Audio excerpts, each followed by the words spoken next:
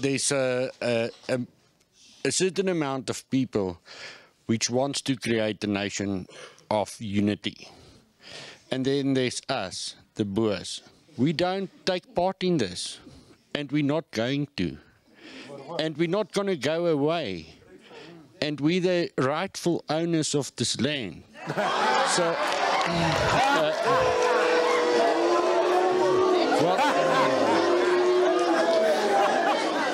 so that doesn't mean we doesn't see the sunshine over other people. Okay, if you go back in history, you would actually see that the Boers have negotiated with the tribal chiefs and the kings, and we have see them as equal, and we have give them their peace. Okay. Now. May I carry on? We can hear you. If we want to share one country, we must first accept the realities. Help me understand something.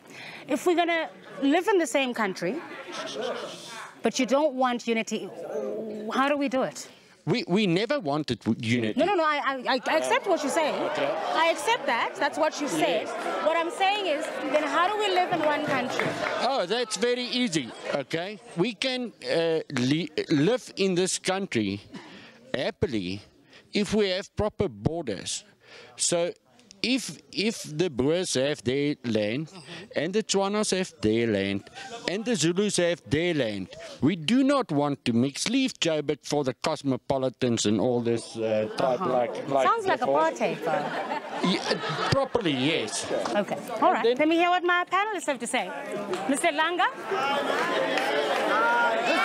Kaya? 5 minutes. Why did you give me 30 seconds? Sit down. You arrest me. Yes. These two.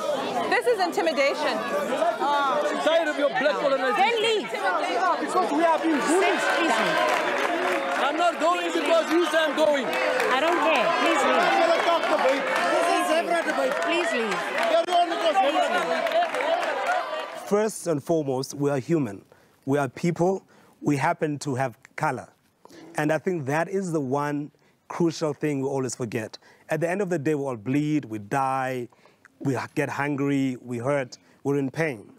And the issue really comes when you start comparing each other's pain, that my pain is worse than yours. And I think what's happened today, we've had some very heated discussions, we've had some people leaving, and I think that's perfect, because it means we are starting to be honest with ourselves as South Africans.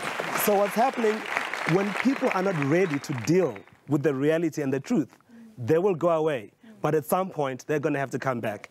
And I wanted to actually ask the young man over there who says that, like, you know, like there needs to be like a separate place for the Boers, the Tswanas and all that.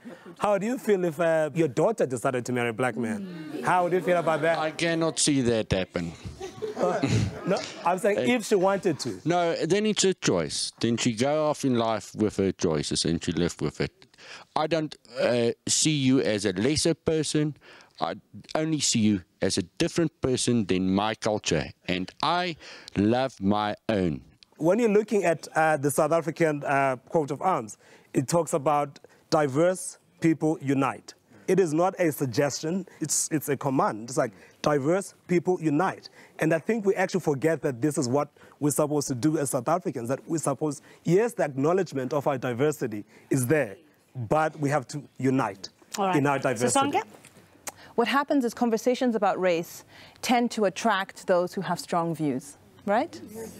And so what happens is you are attracting people who feel a deep interest in the issue in a way that may not actually represent the norm. And I think in many ways, South Africans are going about their lives, living them, deeply divided, unequal, making friends, making enemies, but we are in the business of living to a large extent very non-violently. So I will say that the thing that has concerned me the most about the conversation today was the intimidation and the edge of violence. And it speaks to something that we didn't put on the agenda, but I think that we should, which is gender. Because the reality is there was a very masculine intimidation style that was going on here, a kind of bullying. And I think that often the ways in which aggressive racism plays themselves out far more amongst men in particular ways than amongst women. This is not to say that madams are not racist.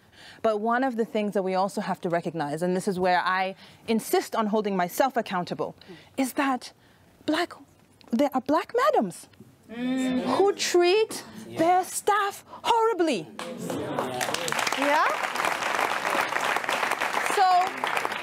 So while race is an important category and an important conversation, there are moments when we have to be honest enough to check ourselves and then to transcend a racial conversation for a bigger conversation that is about class. Yeah?